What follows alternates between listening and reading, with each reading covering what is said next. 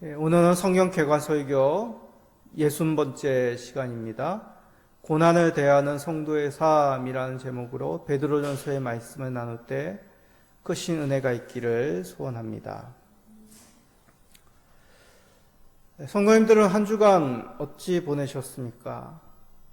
저는 한 주 동안 마음을 졸이며 뉴스를 주목했습니다. 다름 아니라 캄보디아에 감금된 한국인들이 하루빨리 구출되기를 바라는 뉴스를 기다렸습니다. 그러나 어제 몇 명 일부가 이제 국내로 소환이 됐는데 이것을 살펴보니 가해자와 피해자가 섞여 있는 복잡한 상황임이 밝혀졌습니다. 그 가운데 피해자들이 하루빨리 구조되기를 바랍니다. 그리고 범죄자들은 엄중히 가려내어 처벌받는 것이 마땅합니다. 그러나 무엇보다도 다시는 이런 일이 일어나지 않도록 국가와 또한 국제적인 관심, 사회적 경각심이 필요합니다. 우리 그리스도인들은 계속 이 일에 관심을 가지고 기도해야겠습니다.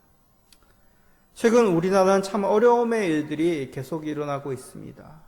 불법 개업으로 인한 정치적, 사회적, 경제적 혼란이 있었고 또 대비무역 문제로 또 북한의 핵 문제로 또 국내적인 여러 가지 경제적인 둔화, 고령화 문제가 계속 연이어 이어지고 있습니다. 참 대한민국은 어려운 시기를 지나고 있습니다. 국가적인 어려움만이 있는 것이 아니죠. 지금 한국교회는 큰 위기에 직면해 있습니다. 복음의 가치, 그리스도의 도를 삶에서 나타내지 못하는 그런 상황이 있죠. 교회란 세상과는 궁극적으로 대치될 수밖에 없습니다. 하나님의 말씀, 이 성경은 그것을 우리에게 말씀하셨고 우리 믿음의 선배들, 초대교회의 역사, 교회의 역사가 그러했습니다. 만약 세상과 교회의 가치관이 일치된다는 것은 두 가지 의미입니다. 교회가 세상을 복음으로 정복하든지 아니면 반대로 교회가 세상의 가치관에 물들고 있는 것이 아닌지. 지금 한국교회는 후자에 가까워지고 있다는 것이죠. 우리는 진리의 말씀으로 그리스도인다움, 교회다움을 회복해야 합니다. 세상 권세를 흠모하며 친구 삼아서는 결코 안 됩니다. 그러면 세상이 아닌 그리스도를 쫓아 살면 우리는 세상 속에서 어떤 대접을 받게 될까요? 대부분은 핍박을 당하고 고난의 삶이 이어집니다. 즉, 우리 성도는 세상의 삶 속에서 고난을 당할 수밖에 없다고 말씀하고 있는 것이죠. 오늘 살펴볼 베드로전서가 이것을 우리에게 가르치고 있습니다. 베드로전서 말씀을 통해 왜 우리 그리스도인들은 세상에서 고난을 받을 수밖에 없는지, 고난 속에서 어떤 삶을 살아야 하는지를 살펴봅시다. 그리하여 세상이 주는 고난을 견디시고 이기어 최후 승리를 얻으시는 우리 성도님들이 되시기를 간절히 간구드립니다. 자, 간략히 베드로전서에 대해서 설명합니다.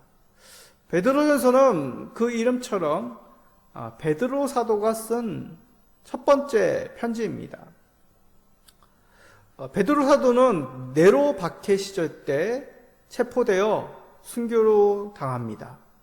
그래서 학자들은 아마도 네로 황제 박해가 시작되기 전에 이 서신을 기록하였다고 봅니다. 자, 내용을 읽어보면 그리 어려운 내용은 아닙니다. 금세 알 수 있는데 대부분의 내용이 세상에서 당하는 고난에 관한 말씀입니다. 자, 성도님들, 고난이 무엇입니까? 성경에서 말하는 그리스도인들이 당하는 고난이란 자신의 잘못, 자신의 부족함으로 당하는 어려움을 뜻하지 않습니다. 자, 베드로전서 2장 20절을 보십시다. 죄가 있어 매를 맞고 참으면 무슨 칭찬이 있으리요. 그러나 선을 행함으로 고난을 받고 참으면 이는 하나님 앞에 아름다우니라. 자, 자신의 죄로 매를 맞는 것이 아닙니다. 오히려 선을 행하는데 세상 가운데 받는 것이 고난이다. 그리스도의 고난이다. 고난의 뜻이다. 라고 말씀하고 있는 것이죠. 자, 이 말씀에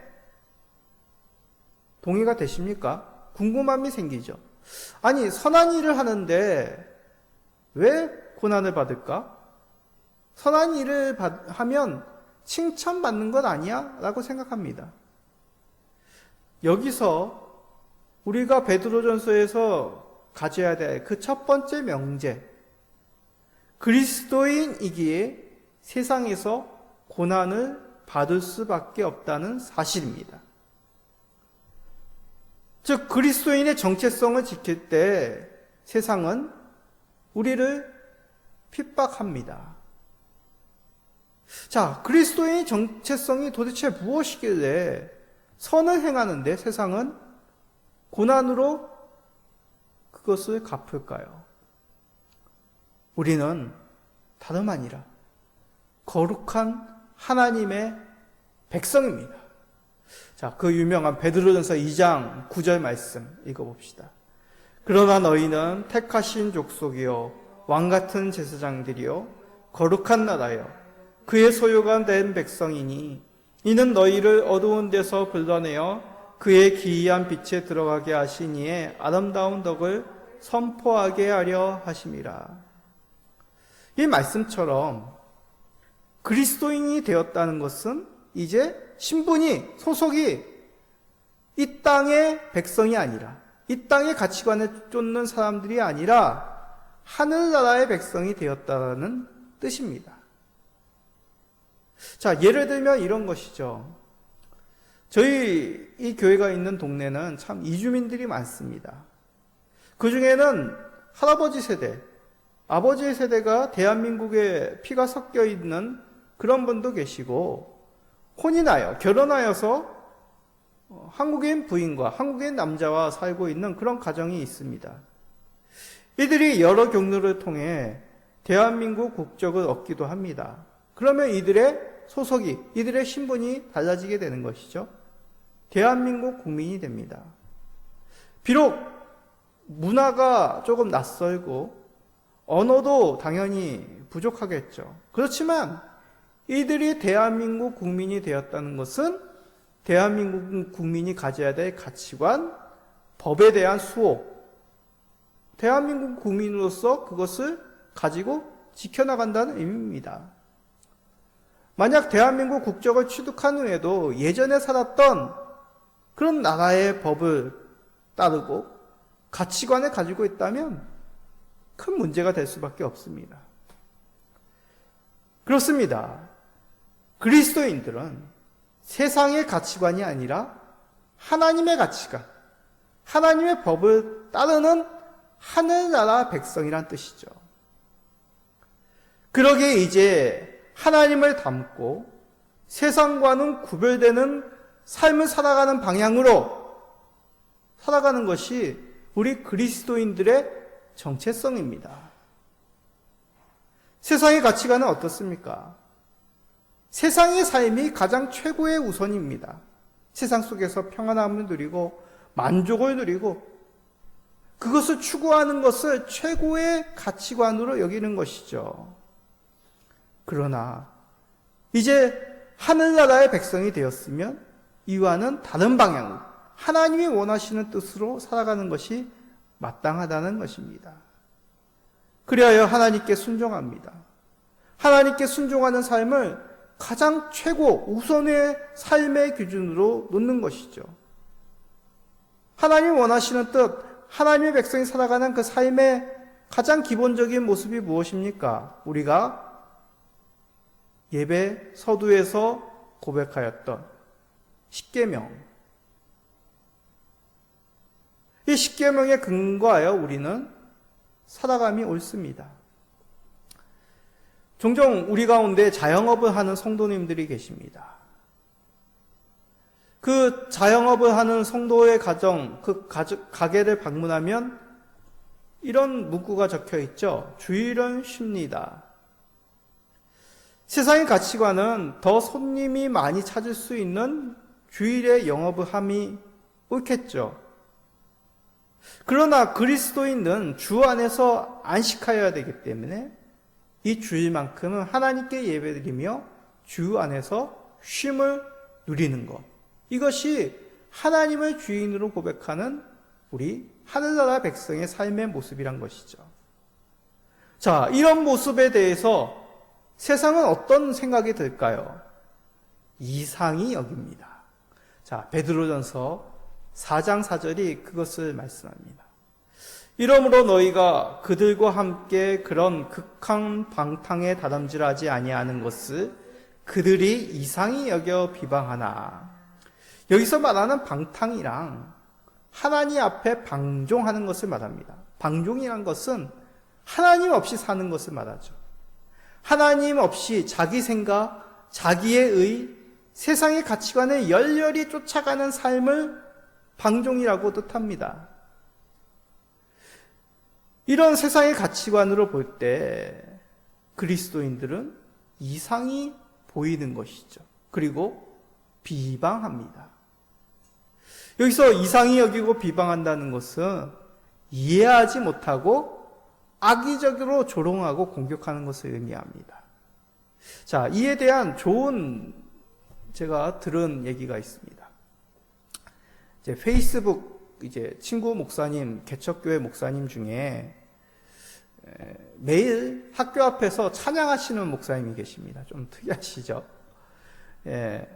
학생들이 등교하는 길목에서 축복 찬양을 이분은 매일 등교 시간마다 부릅니다. 그렇게 하는 이유는 이분이 찬양의 은사도 있으시지만 이러한 찬양과 격려로 힘없이 등교하는 아이들에게 힘을 주는, 위로를 주는 메시지를 전하고 싶은 마음입니다. 자, 그런데 어느 하루 나이 드신 분이 이 목사님에게 오셔서 이런 말을 하셨습니다. 아니, 젊은 사람이 열심히 이 일을 해야지 매일 아침에 노래를 부르나. 자, 목사님이 할 말이 많았지만 그저 죄송합니다 할 뿐이었습니다. 이 목사님이 이렇게 하는 이유가 무슨 돈이 나와서입니까? 아니면 세상 명예를 얻기 때문입니까? 그저 받은 그리스도의 사랑을 요즘 힘들어하고 고민 많은 아이들에게 위로와 응원으로 나누어 주고자 하는 마음일 뿐입니다. 그런데 세상은 이상히 여기는 것이죠. 왜냐하면 이 나이 드신 노인의 말처럼 세상은 자기 먹고 살기에 혈안이 되어 있기 때문입니다. 그런 가치관으로 이 목사님을 볼 때 이해가 안 되는 것이죠. 조롱거리가 되는 것입니다. 혹시 성도님들 세상의 이런 가치관으로 인해 조롱을 받으신 적이 있습니까? 세상의 가치관을 따르지 않고 선한 그리스도인다운 삶을 살았을 때 조롱과 공격을 오히려 당하지 않으셨습니까? 이런 세상의 조롱 가운데, 공격 가운데 낭망하시지 않기 바랍니다. 이상히 여기지 않기를 원합니다. 오히려 이렇게 생각하십시오. 그래, 나의 잘못으로 비난받는 것이 아니기에 더욱 그리스도를 닮고 세상과 구별된 거룩한 삶을 쫓기에 세상 가운데 당하는 조롱이라면 내가 옳은 방향으로 옳은 삶을 살고 있구나, 이것이 증명되었구나 여기시기를 바랍니다. 그런데 무엇보다도 가장 큰 위로의 메시지가 있습니다. 자, 베드로전서가 저러는 두 번째 명제입니다. 세상에서 그리스도인다운 삶을 살아 고난받음은 예수님의 고난에 참여하고 있다는 증거입니다. 자, 베드로전서 4장 14절, 예수님께서 무엇이라 우리들에게 말씀하실까요?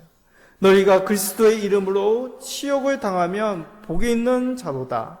영광의 영, 곧 하나님의 영이 너희 위에 계심이라. 자, 여기서 하나님의 영이 너희 위에 계신다는 것은 두 가지 의미가 있습니다. 바로 성령님께서 너희로 말미암아 영광을 받으신다는 뜻인데, 이것은 예수님을 잘 믿고 있기에 고난을 받는다는 것입니다. 세상 가운데는 내가 고난받으면 하나님이 버렸다는 증거 아니야? 하나님께서 은혜를 주시지 않는다는 뜻 아니야? 라고 여기기 쉽습니다. 그러나 오히려 이 말씀은 고난받음으로 하나님의 영이 함께 하시고 영광을 받으신다는 그런 말씀입니다. 이해가 되십니까? 자, 이것을 예를 들어 설명합니다. 자, 부모님이 외출하며 두 명의 장애에게 말합니다. 외출할 동안 TV 보지 말고 오늘 할 숙제 열심히 하거라. 자, 부모님이 외출하자 한 아이는 기회는 이때다 싶어서 열심히 TV를 봅니다. 그러나 다른 한 아이는 부모님 말씀에 순종하여 자신에게 맡겨진 그 과제를 열심히 행합니다. TV를 보던 아이는 그런 모습이 이해가 되지 않습니다. 야, 부모님이 지금 안 계시는데 부모님이 어떻게 알겠어? 이것만 보고 나중에 오실 때 숙제하는 척만 하면 돼. 그래도 이 아이는 꿋꿋이 숙제를 열심히 합니다. 그래서 이 아이가 화가 났습니다. 더 TV 소리를 크게 틀어 다른 아이를 유혹하려고 합니다. 자, 귀가 시간이 되어 부모님이 돌아옵니다. 묻습니다.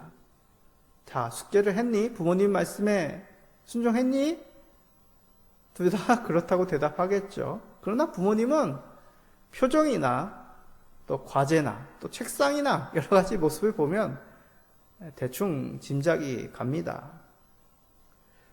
부모님은 자신들이 없더라도 놀고 싶고 게으르고 싶은 그 유혹을 이겨내고 자신에게 맡겨진 일에 충실하게 감당하고 부모님께 순종한 아이에 대해서 대견하게 여기실 것입니다.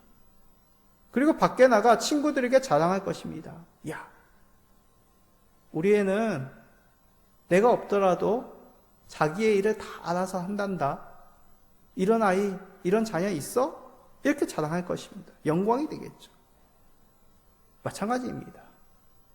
우리 하나님도 고난받음에 대해서 견디고 믿음으로 더욱 그리스도의 이름으로 치욕받음을 감당하는, 믿음으로 감당하는 주의 백성들에 대해서 하나님의 영광이 함께함을 나타낸다는 것이죠.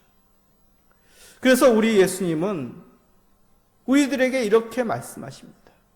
세상의 유혹, 고난 속에서도 나를 따르라.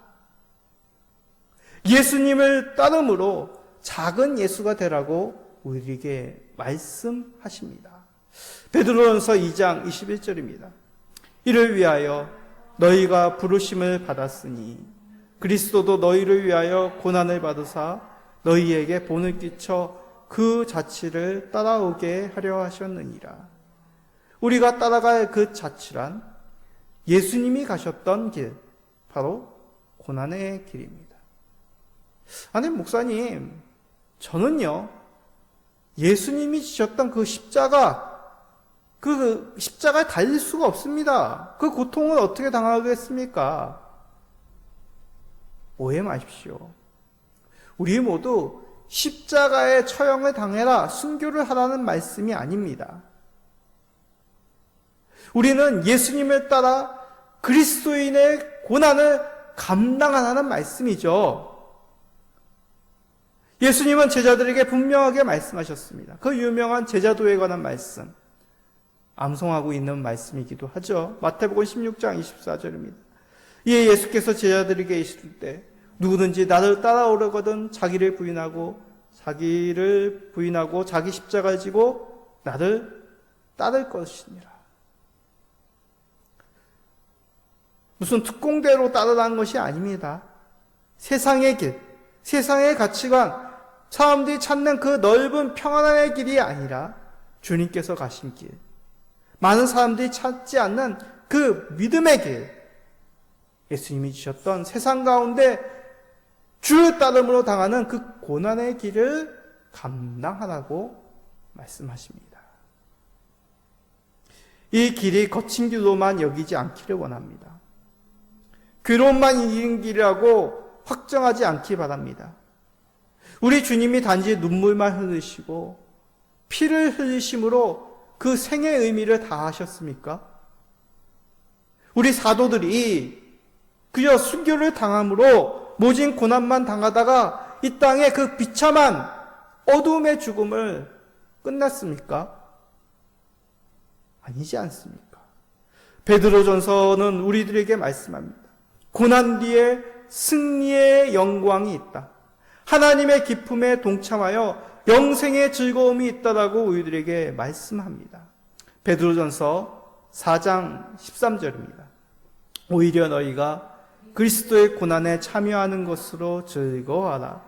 이는 그의 영광을 나타내실 때에 너희로 즐거워하고 기뻐하게 하려 함이라. 아멘. 여기서 영광을 나타내실 때란 어떠한 때입니까? 현재와 미래의 의미가 있습니다.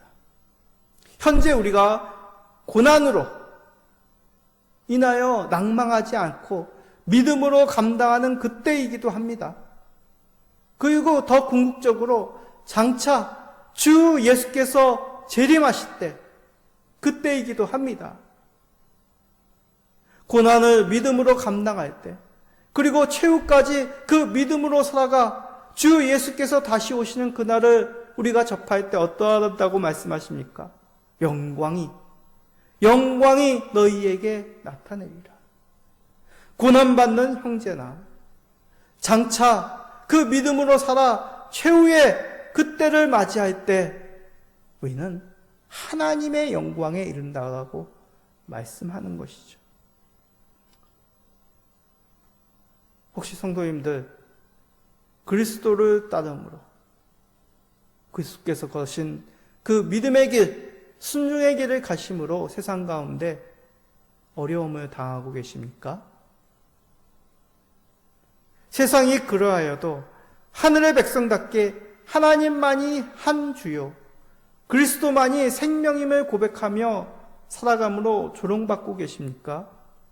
그렇다면 지금 하나님의 영광이 우리 성도님들과 함께합니다. 우리 하나님은 말씀하실 것입니다. 그래, 잘하였다. 나의 자녀라. 너로 인해 지금 내가 영광을 받고 있으니 그 기쁨에 동참하여라. 이 하늘에 비추는 영광을 믿음의 눈으로 바라보아라 하고 말씀하십니다. 그러하니 우리는 우리의 영의 눈을 떠 그 하늘의 영광을 바라볼 수 있도록 기도해야 됩니다. 주여, 지금 주로 인해 당하는 고난으로 하나님께서 영광을 받으심을 스데반과 같이 이 눈으로 보게 하옵소서. 스데반과 같이 그 기쁨에 동참하게 하옵소서. 고난을 견디고 믿음으로 살아내므로 하늘의 영광을 누리시는 우리 모든 성도님 되시기를 간절히 간구드립니다. 자, 이제 구체적으로 고난을 견디는 삶을 살펴봅시다. 베드로전서는 여러 말씀 가운데 고난을 감당함에 있어서 가장 중요한 우리 그리스도인의 삶의 가치를 알려줍니다. 자, 베드로전서 4장 8절을 우리 다 같이 읽어봅시다. 무엇보다도 뜨겁게 서로 사랑할지니 사랑은 허다한 죄를 덮느니라. 좀 말씀이 여기서 얘기하는 뜨겁게라는 것은 어떤 감정적인 뜨거움을 말하는 것이 아닙니다. 여기서 뜨거움이란 바로 우리가 견디고 인내하며 끝까지 그 지속하는 사랑을 뜻합니다. 우리는 궁금함이 생기겠죠. 왜 고난받는 삶에서 사랑이 가장 중요할 것입니까? 사랑은 왜 길을 걷는지를 알려주는 근본이 되기 때문입니다. 그리스도의 사랑으로 우리는 세상으로부터 고난을 겪기도 하고 견디기도 한다는 얘기죠. 그러니 마땅히 서로 사랑함이 옳습니다. 그리스도의 사랑으로 우리는 세상을 견딘다고 말하면서 죄를 용서하지 못한다면 이는 말 따라 행동 따라 즉 그리스도인답지 못한 삶을 산다는 의미이기 때문이죠. 그러기에 사랑은 감정이 아니라 그리스도의 본성이라는 그 말이 우리에게 새겨져야 합니다. 나의 이해, 나의 감정으로는 도저히 사랑할 수 없습니다. 그러나 그리스도를 생각하고 그리스도께 받은 사랑을 기억하면 우리는 지속적으로 계속하여 사랑할 수 있는 것이죠. 우리 그리스도인들에게는 사랑의 다리만이 놓여 있음을 명심하십시오. 우리를 심판하시는 분은 우리가 아니라 하나님이십니다. 우리는 결코 누구를 정죄해서는 안 된다는 것이죠. 저는 이러한 사실을 탕자의 비유 속에서 날마다 새롭게 하고 있습니다. 사랑하기 힘들 때마다 탕자의 비유를 기억합니다. 성도님들, 이 그림 기억나십니까? 렘브란트의 돌아온 탕자입니다. 자, 그림을 보시면 선명하게 보이지 않겠지만 한번 휴대폰으로 찾아보십시오. 이 그림을 보시면 탕자의 옷은 나이가 있습니다. 그리고 발을 보면 신발 한 짝은 잊어버렸는지 하나만 신고 있습니다. 그리고 이 탕자의 머리를 보면 아버지보다도 더 머리가 없습니다. 머리가 벗겨졌습니다. 이유는 질병 때문이겠죠. 그런데 아버지의 얼굴은 이런 몰골이 처참하게 변한 아이에 대해서, 자녀에 대해서 온화한 마음 느껴집니다. 그리고 두 손은 이 탕자의 어깨를 감싸고 있습니다. 반면에 이 오른쪽에 서 있는 형은 이 광경을 차가운 얼굴로 내려다보고 있습니다. 또 두 손은 깍지를 끼고 이렇게 앞에 가지런히 놓여져 있죠. 아마도 이 형은 이것을 못마땅히 여기며 옳지 못함, 이 둘째의 옳지 못함에 대해서 불편한 신기를 드러내고 있는 것 같습니다. 여러분은 여기서 자신이 누구라고 생각하십니까? 저는 바로 이 탕자가 저입니다. 아버지 하나님은 저를 이렇게 사랑하고 맞아주셨죠. 변함없는 아버지의 사랑. 이것이 바로 베드로전서 4장 8절에서 말하는 무엇보다도 뜨겁게 사랑하신 그 하나님의 사랑이었습니다. 감정적인 열렬한 사랑이 아니라 이 우선의 마음, 이 돌아온 탕자에 대한 그 우선의 마음이 사랑이란 것이죠. 그것이 한순간의 사랑이 아니라 변함없이 인내하며 꾸준하게 지속적으로 사랑하는 아버지의 마음이었습니다. 돌아온 탕자에 대해서 우리 하나님 아버지는 인내하며 사랑으로 맞아주신 것이죠. 그 탕자가 바로 저입니다. 혹시 우리는 이 형과 같이 윤리라는 잣대로 정죄하고 있지는 않습니까? 이 뜻은 진리를 무시하라는 뜻이 아닙니다. 좋은 게 좋은 것이다라는 의미가 아닙니다. 그러나 우리가 품어야 될 사랑은 우선의 마음은 사랑이라는 것이죠. 영혼을 사랑하는 마음이 우선이어야 됩니다. 주께서 이것을 우리에게 나타내시고 보이시고 증거하셨습니다. 그 사랑의 정점이 바로 우리를 위하여 예수 그리스도께서 십자가의 고난을 당하신 것이죠. 우리가 주를 따른다는 것은 큰 것이 아닙니다. 내 주변에 사랑해야 될 사람을 마땅히 사랑하고, 내 이웃이 나에게 조롱을 할지라도 내가 죄로 인하여 고난을 당하는 것이 아니라면 그것을 마땅히 여기고 그에게 그리스도의 복음으로, 사랑으로 대하는 것이 우리가 그리스도께 받은 사랑에 보답하는 것임을 말씀 속에서 깨닫습니다. 우리가 고난받는 세상에서 그리스도인다운 선한 삶은 그리스도를 쫓아 이렇게 사랑하는 것입니다.